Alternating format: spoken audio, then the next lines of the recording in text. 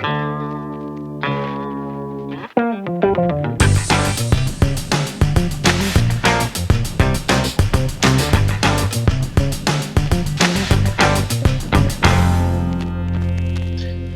I'm Tricia Case. And I'm Troy Reynolds, and we are on the Educational Record. Welcome to Educational Record, a YouTube series where we grill candidates for Texas state offices about their positions on key educational issues so you can make an informed choice when you vote. Today's guest will be Lorena McGill, candidate for State House District 15. Welcome, Lorena. Well, thank you very much for this opportunity. And thank you for using me as your guinea pig. I love it. You bet. We appreciate you joining us. So to get started with, let's get to know each other a little bit. Tell us a little bit about yourself.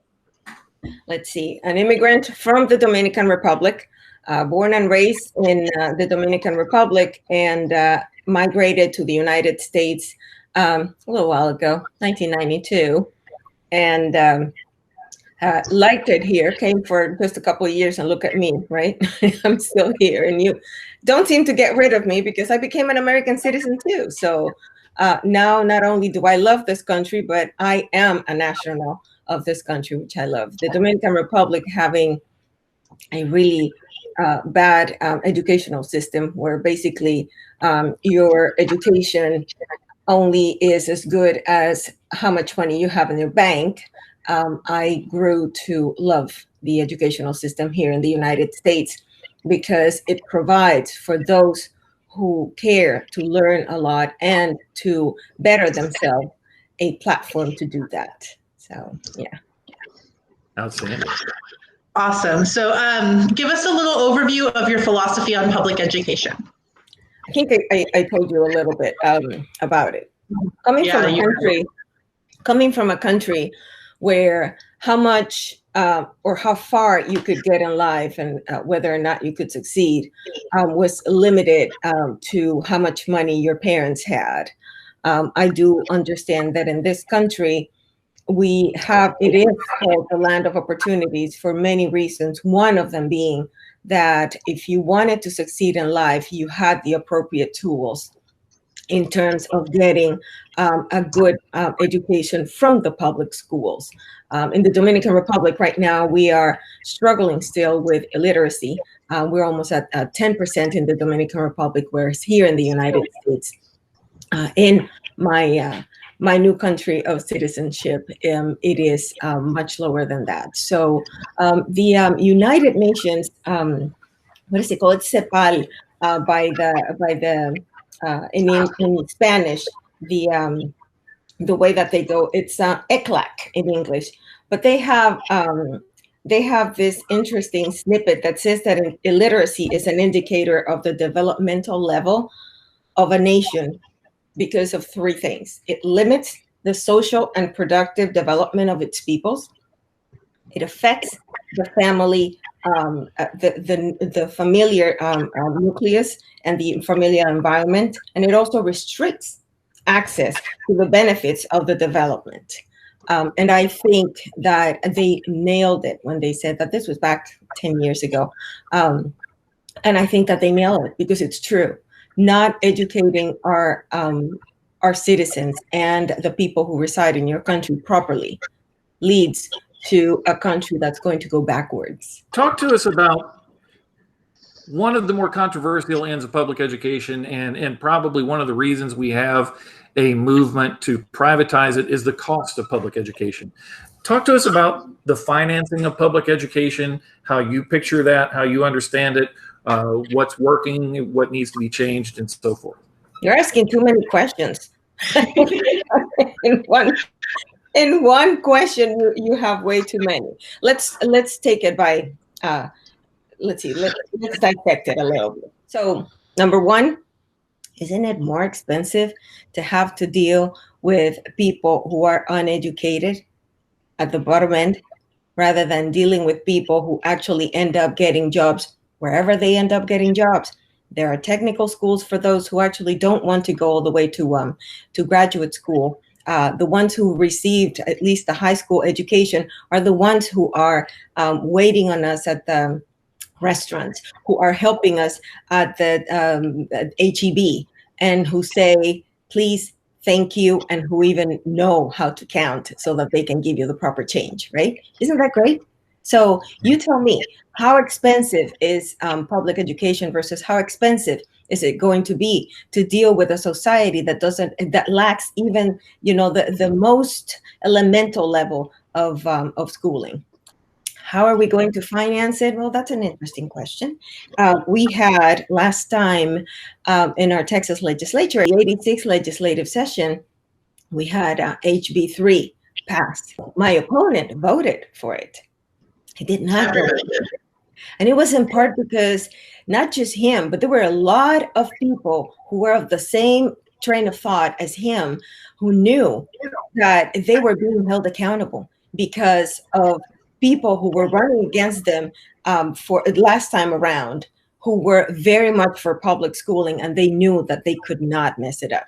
And this is what I had a Twitter discussion the other day with Matt Krause, because he was trying to tout his HB3 as one reason why he's pro-public education. And I said, well, if you're going to do that, at least tout a bill where it's not unanimous. And he didn't like that. But I agree. It does show that the growing power of the public education movement, the fact that they're even willing to address it. So, if they want to prove it to us, keep doing it.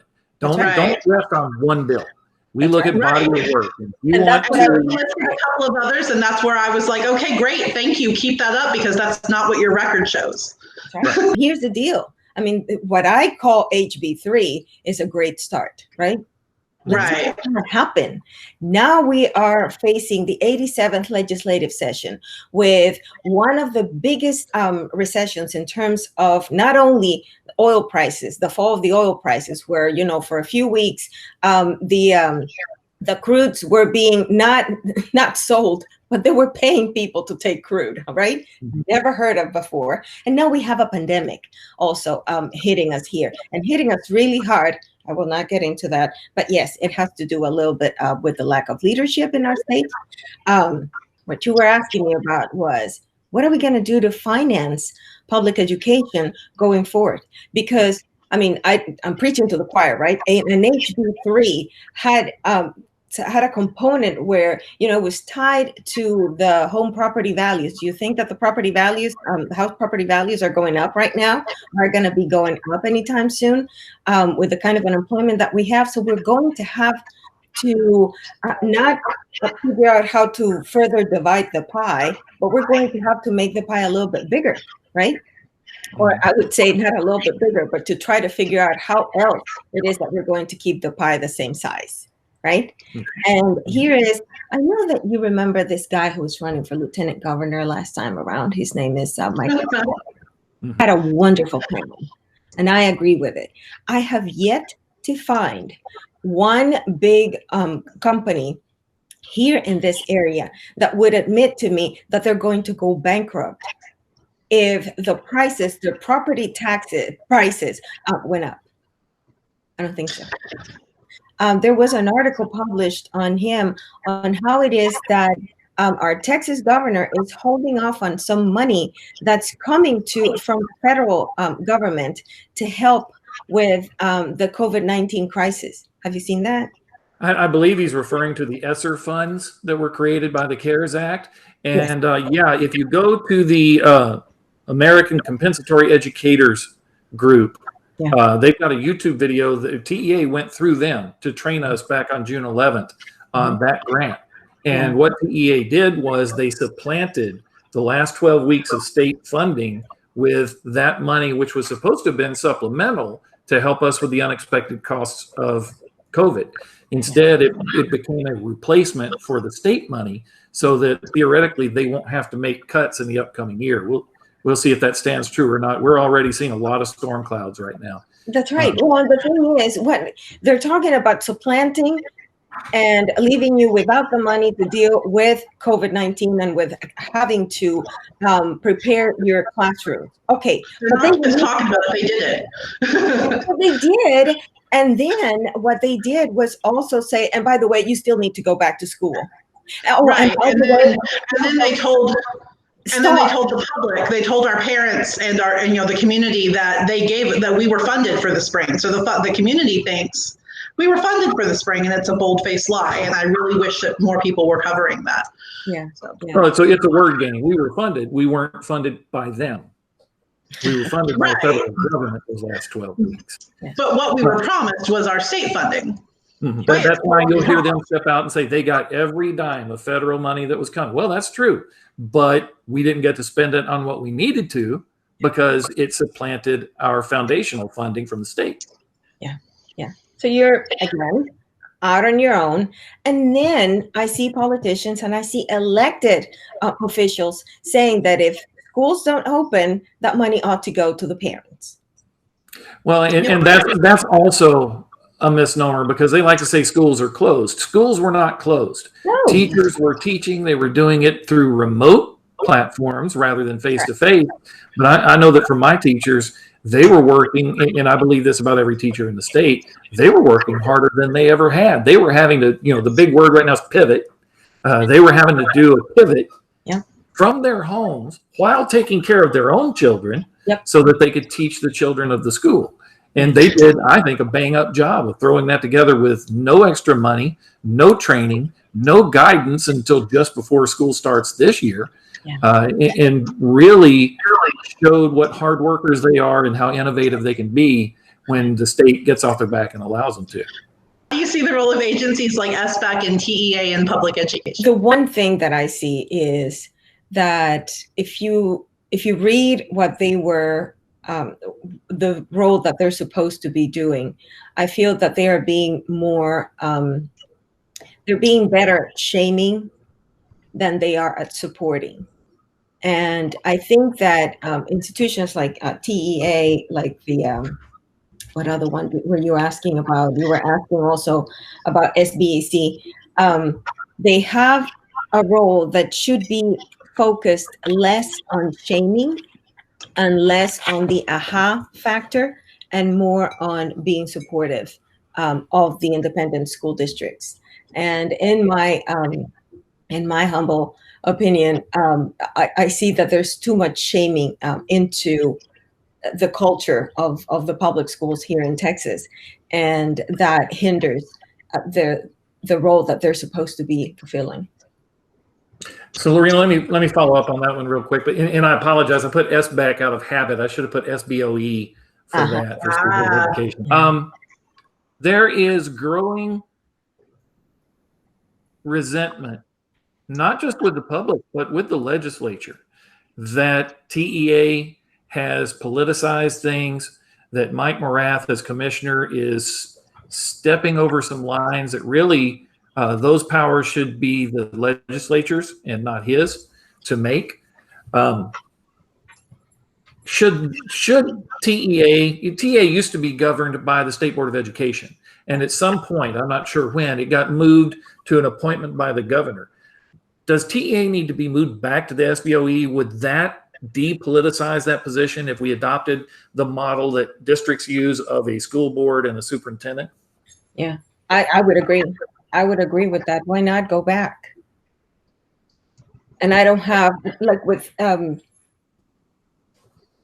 I do understand that they do have a role. And what I wish that happened was that role was more supportive and was more listening to the independent school districts, to the staff, to the teachers, to the parents as well, why not? But more of support, because that's what they're supposed to be doing. We have the legislators in the legislature doing what they need to do, and they are the ones who are supposed to be there just helping you guys instead of hindering you. And the way that I see it is, it's shame, shame, shame on everything. And by the way, I thought it was horrible that now you're going to have to give the STAR test when, the reason why the STAR test was waived last time around was because of the same things that we're going through right now. I teach a STAR test subject, and yeah, it's a whole new world. I'm not sure how I'm going to handle that this fall. Luckily, we have dozens, literally dozens of legislators who are writing letters to the governor and saying, please, we've got to put a moratorium on this. We hope to see more jump on that bandwagon. And I hope with enough representation of the voting public through them, maybe that'll get changed. Yeah. Onward to the next question, which that kind of leads into how much one discussion during the pandemic and discussion about how it should be handled is about local control. Yeah. And I would argue that the state has not given local control. They simply given local blame. And I do want them to give local control. As the dirty old conservative in the group, I love local control. I think government is better when it's closer to the people. The farther away you get from the people, the worse it gets. What are your views on how much local control independent school districts should be afforded, and how do you accomplish that? I mean, just take out the word independent if they're not going to be independent school districts, right? But that's the way I see it. The pandemic has taught us something so valuable. I mean, it's been so terrible that we had to go through COVID-19 to realize that the independent school districts were the ones who were better equipped to know whether or not they could reopen schools. Yet they were not given any attention to. I mean, the schools needed to reopen. Watching the superintendent and most of my independent school district, we have a little bit of Magnolia, we have a little bit of Montgomery, but most of my of Texas House District 15 is under the Conroe Independent School District, and just watching our superintendent try to make the best choices. And by the way, he's not one of the most popular people around here, because no matter what he decided, some people were going to be for it, some people were going to be against it or whatever. But he was trying to make the best decision that he could get. And watching him when his hands were being tied behind his back, I think it's terrible. I mean, I don't know what other word to use without you beeping me out, but bleeping me. But yeah, it's terrible. I want to take an opportunity on that to give a shout out to every superintendent and senior administrator in the state. For those out there that don't know, I'm a senior administrator for a district, and what these people have gone through, especially your curriculum people, to try and pull this together and plan multiple models, face-to-face models, remote models, hybrid models, pods, and you name it, to try and pull together the resources, get people trained up, and go from a mode of emergency management to true instruction has just been amazingly overwhelming this summer. And they have stepped up. I know a lot of people didn't take any days off this summer. They didn't take their days because they couldn't. They just had to get it done. I believe it. One of the things that we decided to do, and here I'm speaking as a parent, was to keep our kids here at home. And part of the reason we chose to do that is because we do have the flexibility to stay home with the kids. We're kind of tag teaming between my husband and I, so that we could give room to the parents who I do understand don't have a choice and have to leave their kids at school so that they can go work. So that, that is something that we decided from the get-go. And then, our superintendent decided that the first, I think it's until September, right after Labor Day weekend, is when September 12th, I think, is when we're going back to the schools for those who chose to go to schools and not stay home and do it through virtual learning. Okay, let's shift gears a little bit. I think we've already kind of touched on this, but what are your views on standardized testing and specifically on the STAR test? Hate it. And I'm sorry, but I'm not alone there. I mean, it's like when you have a testing system that is loathed not only by the students, but also the parents and also the teachers and the administrators. Come on, we need to move on. And then I was talking to a friend, and I think I may have mentioned this earlier. How about we go the route of repeal and replace?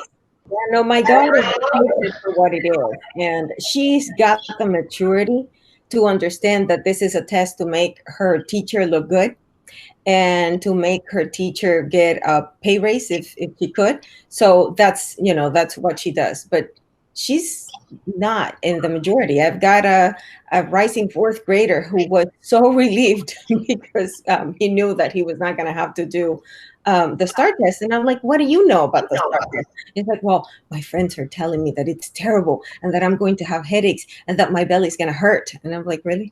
Really? That's what the STAR test is known for. At least at his third and fourth grade. I do want to say I teach a STAR tested subject. I haven't gotten a merit pay raise for STAR in years, so that's not even a thing anymore. So we don't get any of that. We just get good job. Maybe you get lunch one day. That's pretty much it. Horrible. So Lorena, the $1 million question of the moment that parents are concerned about, and you've touched on this already, is, the state has done certain things to try and assist districts. They've issued us masks and face shields and hand sanitizer. What else needs to be done?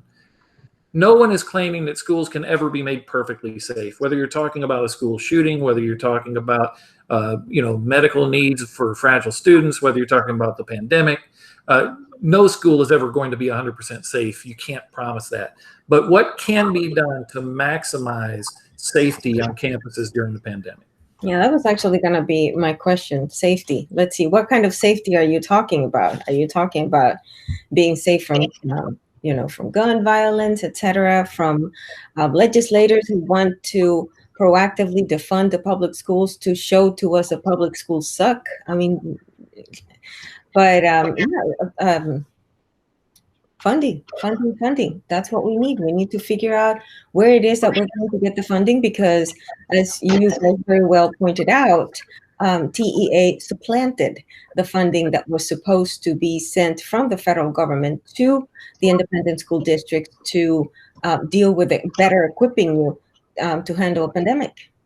So what do? We need to find another source of that funding, right? Right. I get frustrated. I want to scream from the rooftops about what is being put out there in the media about TEA and what the state is doing for us versus what is actually happening. Because I know from my district, we got a face shield and a couple of masks and a bottle of some kind of solution to clean our desks with, and that was it. You're telling these parents that you can keep these kids safe, and that's just not really true. So it's very frustrating to me. But moving forward, this is where you make or break my vote. What is your stance on charter schools? They have their time and their place. And here's why I'm saying that, Tricia. I used to live in Washington, D.C., and in Washington, D.C., there was a point where we went the route of charter schools because the public schools were, the quality had really eroded, and there had to be a revamping of the public schools. I also do understand that in New Orleans, for example, right after Katrina, there had to be a shift, because whenever you have to hit the panic button, there may be room for charter schools. But that should not be the norm. It should not. But Lorena, nobody here is claiming there aren't schools that are in serious trouble. Even if you accept the metric of STAR, which I don't, it's still obvious we have schools that struggle. Those schools in general are inner city schools, schools in poverty-stricken areas, many times school with majority-minority enrollment. Wouldn't it make more sense when a school is struggling like that to take the money you're pouring into that charter for a few students and pour it into the school and fix the problems of the school, right, instead of running away from it? I mean, there are 300,000 schools in the state of Texas. Nobody else can get into those seats once they're full. What do you do for them? That's right. Do you simply condemn them to a struggling school? Yeah. And the point I'm making is Texas is not there yet. And we need to run away from being there. where charter schools are going to be, the tool of last resort. We must move away from it. We must help. And that's why we need to move away from the shaming system to the help system, so that we actually continue to rise, and that public schools are better, rather than giving up on our kids, giving up on where they're getting their education, right? Mm-hmm. Well, and that leads into the next question pretty logically, which is not just charters, but what about private nonprofits and virtual schools? We see a lot of those popping up. I know when I taught in Pasadena ISD, we had Marquee School of Learning near us that we dealt with. It has been for several years now a movement to go to vouchers and send taxpayer money to these private nonprofits, whether they're church-based like the Catholic Church or the Baptist Church, or whether they're independent like some of these other nonprofits. What are your feelings on private nonprofits and profits in virtual schools? Okay, so my feelings on the private nonprofits and whatever kind of schools is they're wonderful. If the parents want to bring their children to those and can't afford to do so, it's fine. But don't expect me to give you a dime out of the money that's supposed to go to the public schools for the children whose parents cannot do that. Bingo. If you do, please don't complain, because there aren't enough people that are employable in our community, and that there are not enough people who are nice and can say please and thank you. I mean, we don't only pay taxes to drive on the roads that we drive on. We're paying taxes to fix all of the roads, right? Even the ones that we don't drive through. It should be the same way for public education. My kids went to private preschools. They both went to Montessori private preschools, because we were lucky enough that we could do that. Okay, and send them to those preschools. And I don't begrudge the parents who actually prefer to send their kids to private schools. But when they start telling me the whole thing about, and I should get my money because I should pick the school that my children go to, I say no, because you would be doing it to the detriment of the people, of the children of the people who are helping you with the yards, children of neighbors like me, and all of the other children who actually don't have an option or choose to not go to public schools. That name is such a misnomer. School choice is such a misnomer. You have a choice now.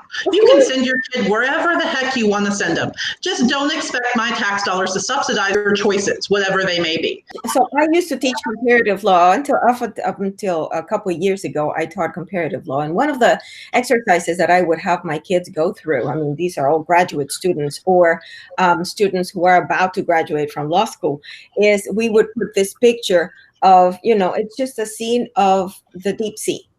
What do you see?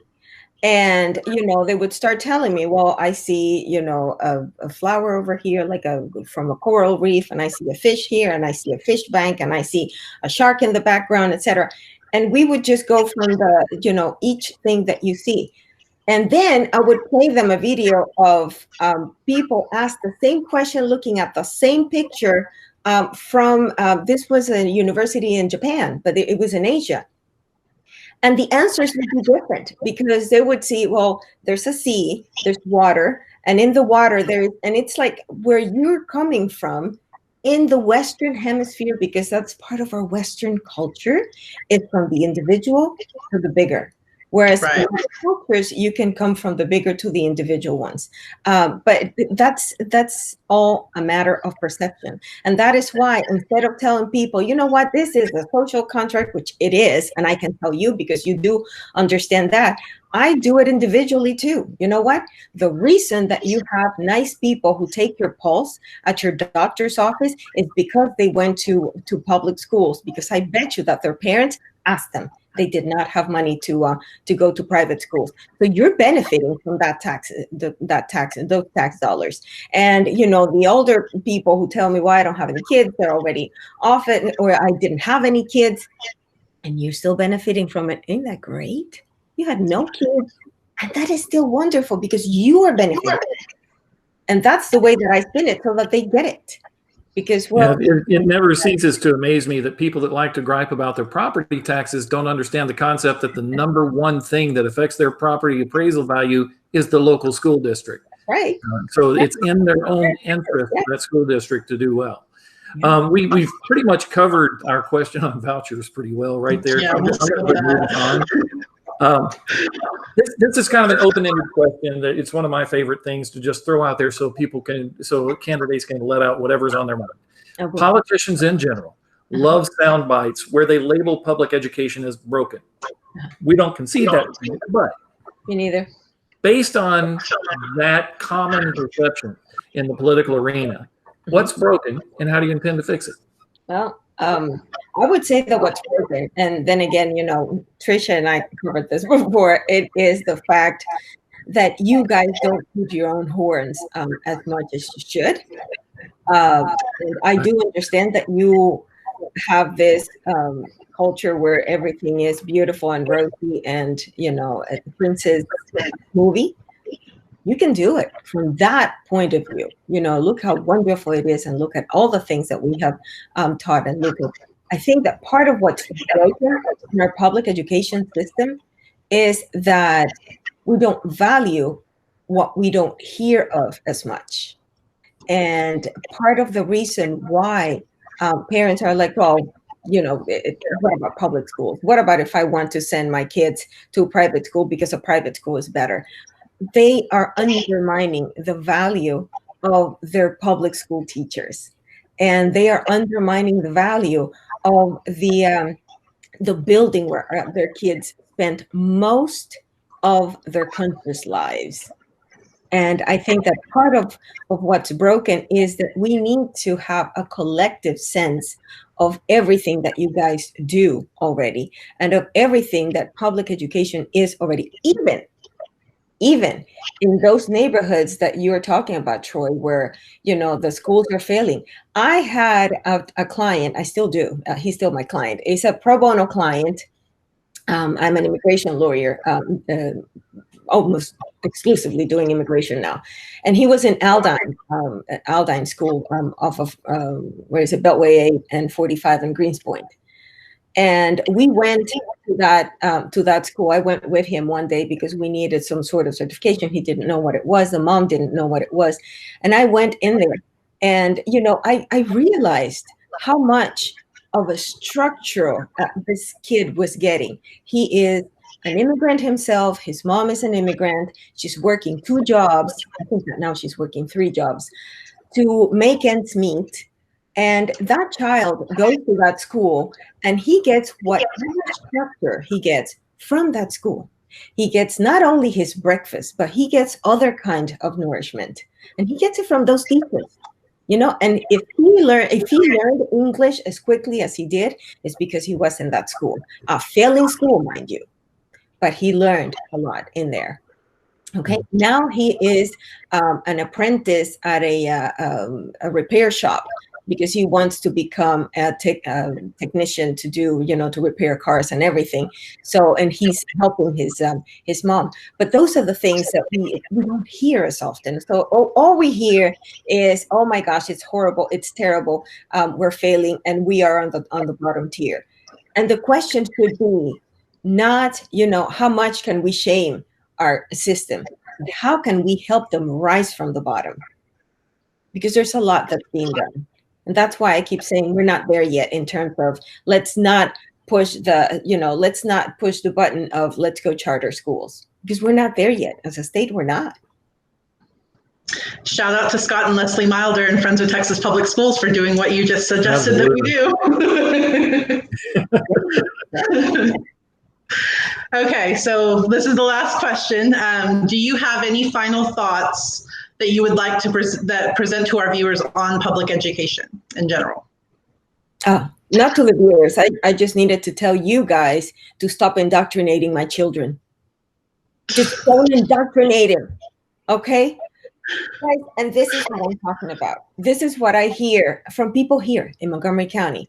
Last time I heard it was actually at Commissioner's Court, and it was from one of the staff members of Commissioner's Court saying how the kids were being indoctrinated at our schools and at our colleges too, and how it is that, they're all wanting to be socialists and communists, but don't worry. They'll grow to be, just like you and me, and realize once they have a mortgage that they can't be all communists and socialists, but the indoctrination needs to stop. I can speak for myself as a government teacher. If anybody had the opportunity to indoctrinate a kid, it would be me. My kids don't know my political preferences. I check that at the door. Our teachers are way too busy doing the important job of instruction to worry about coming up with some devious indoctrination schedule for kids. Lorena, we really appreciate you appearing with us on our first episode of On the Educational Record. Yeah. And being our guinea pig today. I hope you found it as enjoyable as we have. Yeah, no, I did. I wanted to tell you just one thing, and this is not for you, but this is for you, the people who are watching us. And it is, remember this whole conversation about indoctrination and, the far left and the socialism. Understand that what our teachers are doing is just educating our children, and that we are the ones who need to fight people back, or not fight them, but just correct them, because they're wrong whenever they say indoctrination. And just like I told that person who was saying that, I think that what they are doing is educating our children, and that you also have a duty to educate your children at home as well, and to instill in them whatever your values are. It's all sound bites, Tricia. It's all sound bites. And I know it. But those are and to take all that back to my favorite topic of local control, that's why we have school board members. Right. You parents have representation with public school districts. Right. You can go right to that school board member and superintendent, and they can take care of business, as opposed to hoping somebody in Austin has the time to read an email, which is what happens if you centralize public schools. We're going to close it down with that. Do I? I will read all your notes. And on that note, we're gonna close this episode of On the Educational Record. For those of you who have stayed with us to the end here, please visit our website at texansforpubliceducation.com and check out what we have to offer there, including ratings on every candidate for state office, like Lorena McGill and her opponent both.